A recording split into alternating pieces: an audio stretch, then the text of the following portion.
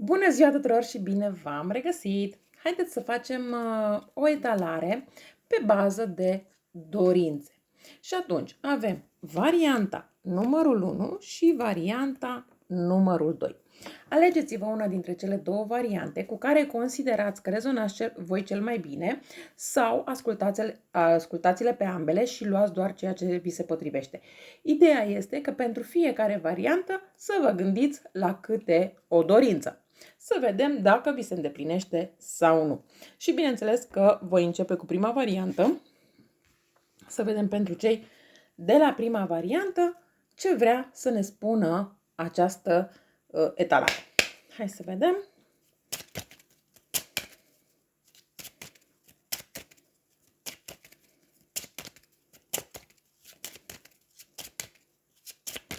Hai să vedem.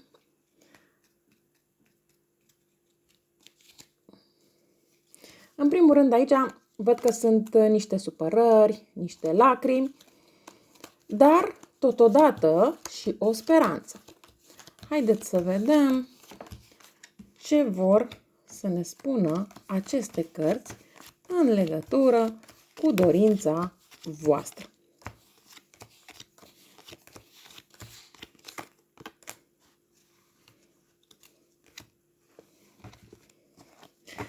Pentru o foarte mare parte dintre voi, văd că această dorință este în legătură cu familia, cu poate parteneră, poate în legătură cu o moștenire, ceva de această natură.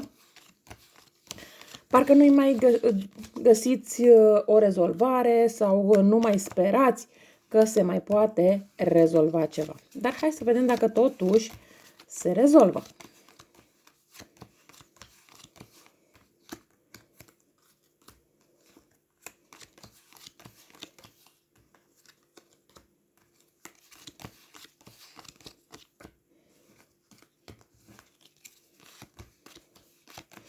Cred că la această situație, sau mai bine zis, pentru rezolvarea acestei situații, este nevoie să stați de vorbă cu o persoană, fie bărbat, fie femeie, o persoană blondă sau poate că o persoană roșcată, o persoană care are o oarecare putere pentru a vă ajuta să rezolvați această problemă.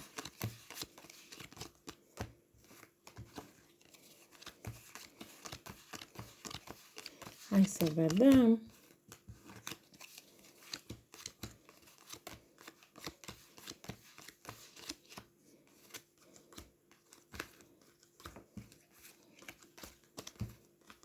Ce este bine este că la baza pachetului este atât asul de inimă roșie cât și asul de romb. Dar hai să vedem și finalul.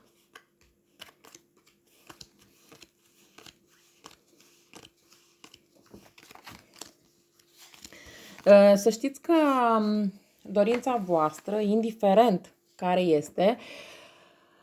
este o dorință care încă, din punctul meu de vedere, nu este bătută în cuie. Adică, aici este foarte multă confuzie. Cred că nu s-a reușit a se hotărî destul de clar ce se întâmplă pe mai departe. E foarte multă confuzie, e foarte mult stres.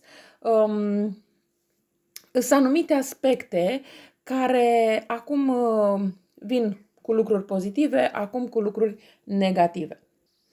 Aici mesajul pentru voi este, indiferent care este dorința voastră, indiferent de situație, să luați o pauză, e nevoie de o retragere, de o vindecare, de o izolare. Aș putea spune că indică o distanțare necesară și chiar un moment de tăcere pentru a reconsidera totul. Nu este despre acțiune imediată, este despre claritate după tot războiul prin care ați trecut. Este Ce pot să vă spun este faptul că, indiferent la ce v-ați gândit, răspunsul este da, se rezolvă, dar totodată este nu, pentru că nu se rezolvă acum. Mai durează până se rezolvă. Din punctul meu de vedere, este vorba de 3-5 puncte care pot fi 3 zile, 3 săptămâni sau chiar 3 luni de zile, sau este vorba de 5 zile, 5 săptămâni, 5 luni, în cel mai rău caz pentru unii dintre voi. Mi-e foarte clar că aici lucrurile s-au tot repetat, dar ideea este că nu ați reușit să ajungeți la un acord comun, la acea hotărâre finală de care voi aveți atât de mare nevoie. De fiecare dată când ați luat-o de la capăt pentru a rezolva această problemă, ați luat-o într-o energie diferită. Dar problema este că de fiecare dată v-ați împotmolit cam în aceeași situație. Este foarte clar aici că pentru voi urmează un adevăr destul de dur, dar indiferent de dorința la care v-ați gândit când ați ales această variantă, este o dorință sinceră. Și mai degrabă aș zice aici că vorbim mai mult de o dorință dintr-o conexiune mentală. Această dorință a voastră, pentru unii dintre voi, are într-adevăr și o posibilitate materială. Aveți potențial de reîncepere, dar numai dacă sunteți dispuși să o faceți complet altfel, în așa fel încât să nu mai ajungeți în aceeași situație. E clar că toate lucrurile astea care se întâmplă nu sunt întâmplătoare, ci mai degrabă aș spune că sunt niște lecții pentru voi. Tocmai din acest motiv nu reușiți să aduceți această dorință la un final, pentru că voi aveți nevoie să tot învățați și să învățați. De ce? Pentru că tot repetați anumite greșeli. Și până nu învățați ce aveți de învățat din această situație, dorința nu vi se îndeplinește. De asta v-am și spus că această dorință de îndeplinit vi se îndeplinește, dar nu acum. Cam astea au fost informațiile pentru voi, cei de la prima variantă. Sper că au fost informații utile. Și să trecem mai departe la varianta cu numărul 2, să vedem și pentru cei de la varianta numărul 2 dacă vi se îndeplinește dorința pe care o aveți. Hai să vedem. Varianta cu numărul 2. Hai să vedem dacă vi se îndeplinește dorința pe care o aveți. Wow! Totuși, să știți că e posibil ca aici să fie lucrurile un pic diferite. Hai să vedem totuși.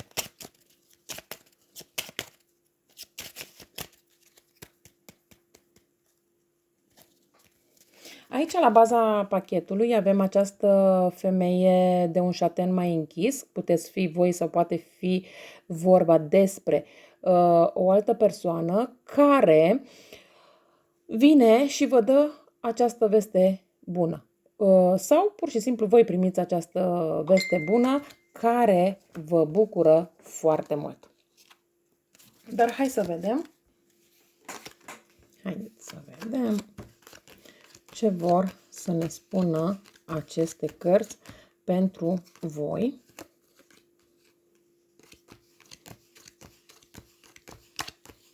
Văd că voi așteptați un răspuns de la cineva sau poate fi vorba de un răspuns de la o instituție, pentru că mi-au ieșit acești bărbați, ceea ce înseamnă că poate fi, nu știu, o instituție de stat, dar oricum este un răspuns foarte important pentru voi, indiferent de unde este acest răspuns. Hai să vedem.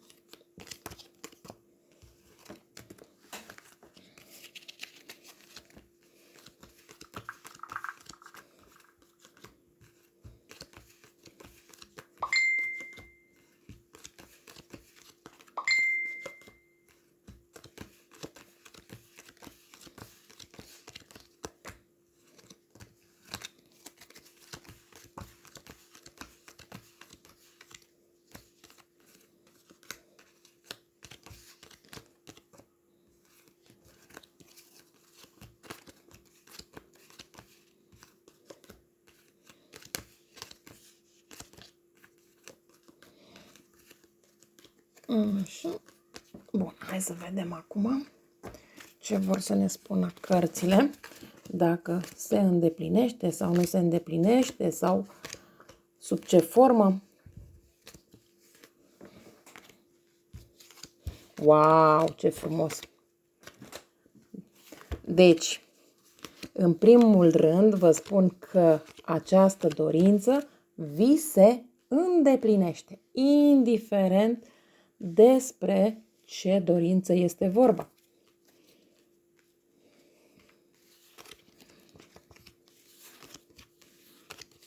Dar o să vă spun mai multe detalii imediat. Mut un pic camera ca să se vadă. Nu știu despre ce este vorba în această situație pentru voi. E bine ca fiecare dintre voi să vă gândiți în continuare la dorința voastră. Dar ce pot să spun aici este faptul că aici se dă o luptă de putere și e vorba de un dezechilibru. Cineva câștigă aparent, dar amândoi pierd esențial. Energia acestei situații este de frustrare, manipulare sau decizie luată din frică și nu din iubire.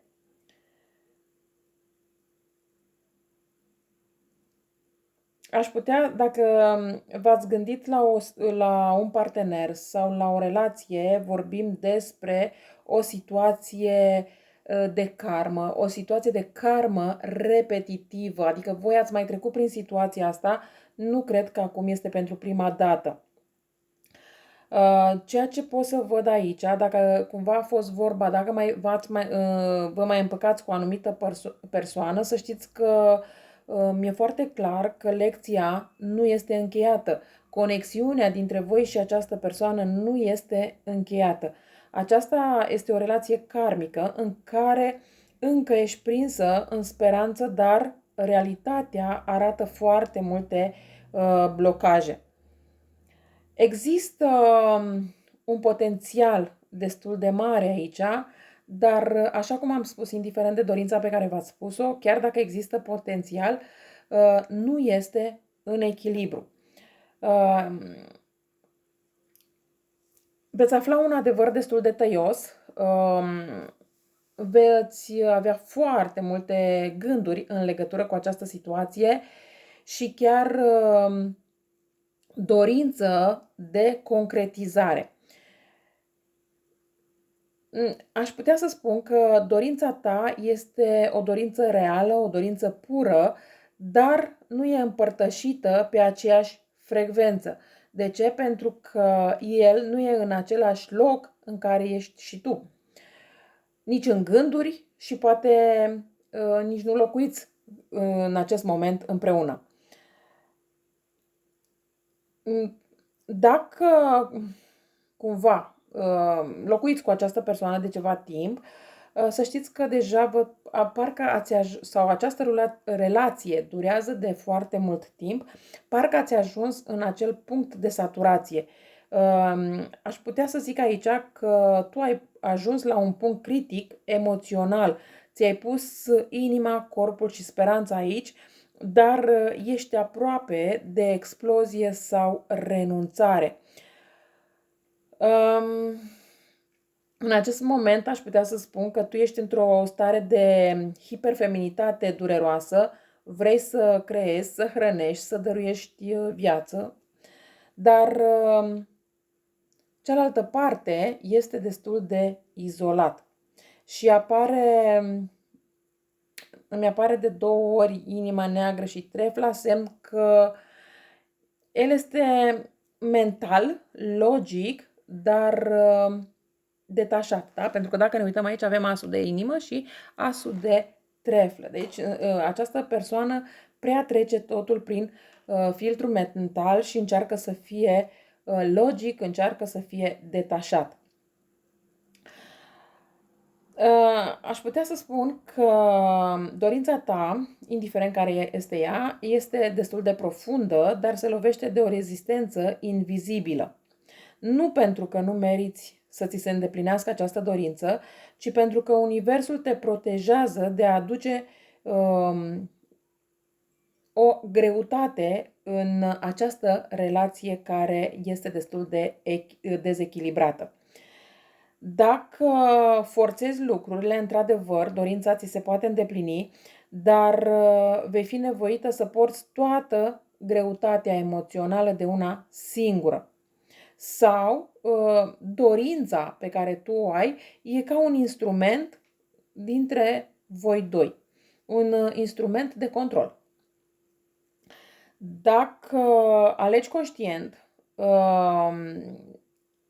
da, poți, așa cum am zis, această dorință ți se îndeplinește, dar în primul rând trebuie să ai tu siguranță emoțională, să fii onestă tu cu tine și dorință reciprocă de construire de una singură, pentru că, din punctul meu de vedere, aici nu te poți baza pe cealaltă persoană.